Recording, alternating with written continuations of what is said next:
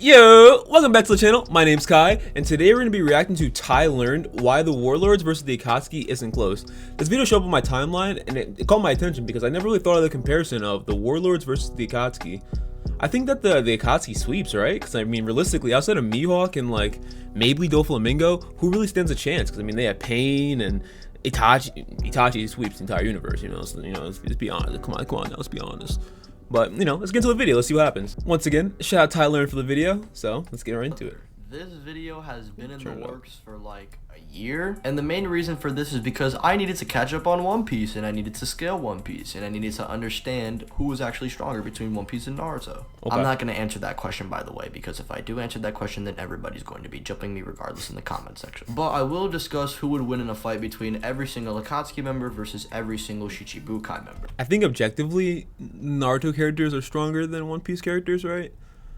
There's some out there with like really wonky abilities, but at first it's saying like chakra and the energy in One Piece is like the same thing because it has to be for these kind of comparisons. I feel like Naruto sweeps, right? As a series, I feel like they sweep. So these matchups are based on what I believe to be the best type of matchups for the Akatsuki versus Warlords, and there will be 2 rounds to determine a winner. Okay. One with who would win in a fight normally, and in round 2, who would win in a fight in equal stats. Alright guys, let's waste no time, buckle up, and creative. Let's get controversial. Round 1! Weevil versus Orochimaru. Both are in their respective groups, but it's weird because Weevil doesn't do anything, and Orochimaru barely counts as an Akatsuki member in my opinion. That's fair. This match is a freebie for you Naruto fans though, since Weevil legit has nothing going for him unless you think he's actually equal to Whitebeard. Which for this video I'm not going to be saying because there is legit no feat for Weevil to back this up. And in equal stats, I think Orochimaru would win regardless. Like to this day, that boy Weevil done nothing notable. Yawn. Regardless, just because he out-haxes him. So the winner for this round would be Orochimaru. By that, it's not close. Now for the next match, we have the arguably weakest Warlord versus the weakest Akatsuki member. That being Buggy versus Hidan. Now Hidan unironically is the slowest of the Akatsuki and does the worst out of the Akatsuki feat-wise. Bro actually lost to Asuma and is at best relative to Kakashi. However, this Kakashi isn't even using MS, and we know he gets way stronger throughout the series, so this Kakashi doesn't really matter. However, we do know the likes of even Kid Kakashi can chop lightning bolts. However, Luffy has been reacting to lightning since pre-time skip, and we see him getting multiple times stronger, and Buggy would go on to be relative with this Luffy. We even see him perceiving Kizaru's laser and reacting to characters who should be well into light speed. Buggy should be faster than Hidan and unironically could damage Hidan since he has Buggy bombs that harm an opponent who... And realistically, right, how would Hidan can't attack him because Hidan uses the scythe and Buggy's fruit allows him to not get cut. Fight Gear 2 Luffy, that one's pretty good, island but Hidan sucks some mean. Also, with Buggy's abilities, he'd never even get chopped by Hidan and could chop his head off like Asuma. Winner, Buggy, and even with equal stats, I think Buggy just outranges Hidan and would probably be able to cut his head off. Next up, we have Mama versus Mama, Conan versus Boa Hancock. Conan unfortunately doesn't have any good feats outside of almost killing Obito with prep time, and we know she's probably faster than Hidan, but Boa would upscale from the likes of Buggy. Since she scales above Smoker, who bodies this Luffy, Buggy is shown to be comparable to. And Buggy's only comparable to this version of Luffy in base in terms of speed, whereas Boa is beating up Smoker, who is beating up Gear 2 Luffy, which Gear 2 is a 10 times amp. And we do see her attacks having a type of durability negation, so with this, Boa should be able to easily tag and just take down Conan. And let's say she were to... But realistically, I don't see Boa's abilities being able to work on Conan. His Conan's too badass and too I don't know, she's too straight and narrow, you know what I mean? Her ability just wouldn't work on Conan. And Conan's pure explosive power, and I don't know, I feel like she's more of a killer, she has that killer instinct in her. I feel like Conan wins that fight. That's weird. Pulled the attack that she did on Obito off. At that point, sure, Conan wins, and in terms of equal stats, maybe she could win, but it is a little weird to say. I think in equal stats, maybe it might be up in the air with maybe Conan having better range, but I'm not sure how it would be able to interact with the likes of her observation hockey. And if she were to tag Conan once, is it wraps? I really don't know. But what I do know is, in terms of a normal fight, Bo would slap. don't Datara think so. fighting But another I can see sand it go guy. either How way. will it go this time? Well, we know Crocodile could be intercepted by Luffy in Gear 2, along with him being portrayed to be relative to Gear 3 Luffy in AP. And this same Luffy who hurts Moria can split islands, and as for Datara, his best attack, that being C0, is calculated to be at small country level, which I do not think Crocodile can really do anything to stop. But what if he just escapes the area like Sasuke, or simply drains Datara's hydration as he's trying to get it off? I also think in character, Crocodile would just be the type to get Datara on edge, so I honestly think the whole situation is just preying on Datara's downfall. Without C0, there's really no way to prove he could really harm Croc. To determine who's faster is kind of interesting because Croc and Datara are both characters who are kind of trash but kind of strong. Like, reanimated Datara is actually apparently strong, whereas alive Datara just kind of sucks. And Crocodile, I would say, is like Lightspeed kinda, and then you have Marineford where he's apparently clashing with Doflamingo, being able to take attacks from Jozu, stopping Mihawk. However, I think what's more consistent is that he's around that Gear 2 Luffy range until proven otherwise. And if we were to use reanimated Datara and say that he like scales to KCM Naruto or whatever, then it's possible that he would be able to catch the W. But I'm talking about, you know, alive Datara, you know, in the Akatsuki, and that I don't agree at all. I feel like Datara simply pure out wins, because like you can't, when you make these comparisons, right, you can't just say, oh, Datara doesn't have hockey, so he wouldn't be able to hit Crocodile, because that type of stuff is dumb. You have to think of it like objectively. Like, you know, if you're going to compare two different animes with two completely different power systems, they have to have the same kind of energy, or else it won't make sense, right? Because then no one would ever be able to fight anybody, you know what I mean? So if you're thinking about objectively, right, Datara can hit Crocodile, he smokes him. I don't see in what universe can he not, you know? I mean, Homeboy's has sand attacks. Datara can blow up a small country. I mean, come on, let's be realistic. And the only reason Sasuke got away is because he's Sasuke, and he can do that. He's very fast, and he, you know, blah, blah, blah, Naruto shit. I just don't see Crocodile getting away like that. Like, come on now. Datara barely has any lightspeed scaling whatsoever. So I would give the W to Crocodile. However, in equal stats, Datara might just get the W because he has so much range and he could even turn Croc's attacks into explosives. So in a normal fight, it'd be Crocodile, but in equal stats, I'd give it to Datara. I give it to Datara either way.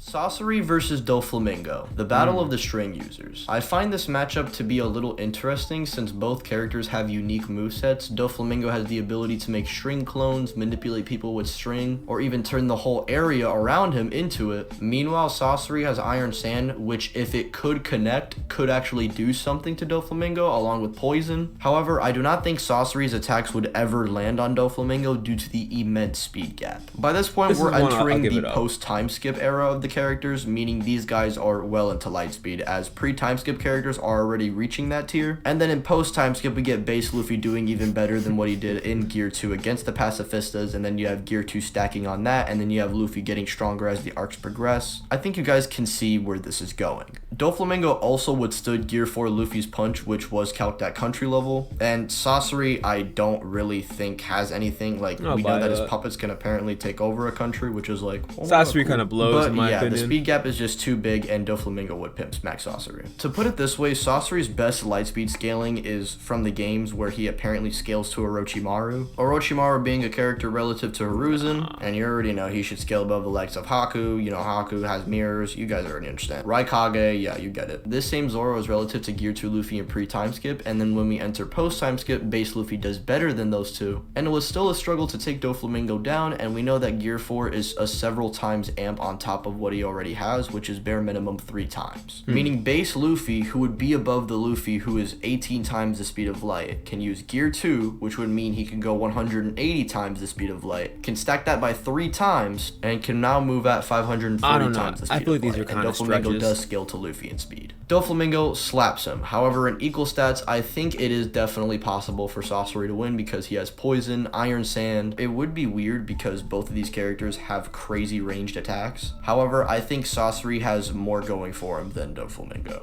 And also, we have the fact that he legit isn't going to be destroyed unless his core is destroyed. True. So in equal stats, Sasori wins, but in a normal fight, it would go to Doflamingo.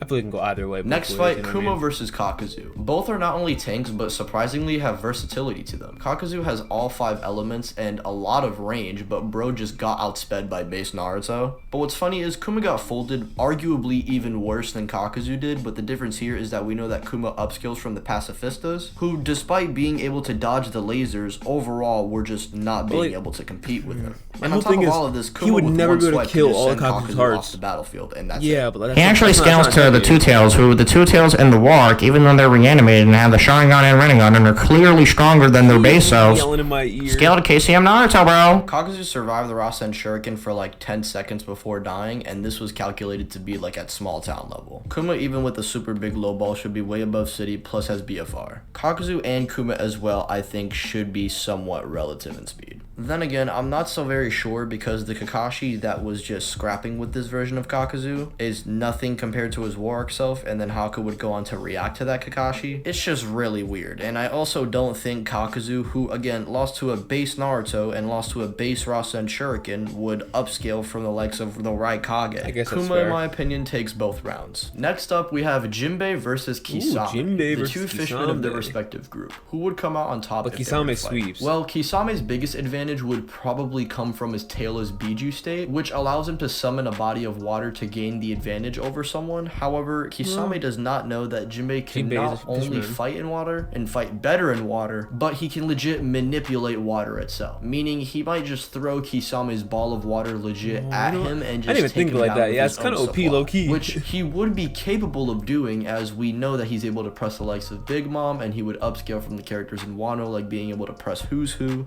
Meaning he'd upscale from Katakuri, who was able to slap Gear 4 Luffy. Alright, this is like too much upskills.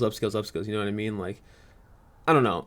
It's just not subjective enough for my liking, personally, at least. I don't know. Who we already established has MFTL It's getting too scaling, mathematical, and then Luffy you know, would go all on to that stuff. upscale from this version of Gear 4 in base. And then we know that Luffy would go on to use Gear 4 against Kaido, get one shot, and then we know that Luffy's new base form is actually just stronger than that version of Gear 4. And we know that this base Luffy was scrapping with the weakest of Kaido's commanders, which means Jinbei would upscale from this base Luffy. Kisame sadly gets blitzed, and even in equal stats, Jinbei legit hard counters him. The next fight, honestly, is just GOAT versus GOAT. Law versus Itachi. Unfortunately though, Itachi is just way too slow for any of his abilities to work, and Law could just neg every organ in his body, turn him into Swiss cheese, or completely incapacitate him. Like I already mentioned the crazy scaling for Jinbei. This man, Law, actually scales to Kaido and Big Mom. However, for equal stats, I think Law unfortunately might lose, because if Itachi just gets his Genjutsu off its wraps, there's really nothing Law can do to counter it. Plus, we also have the Susanoo just being an instant one-shot.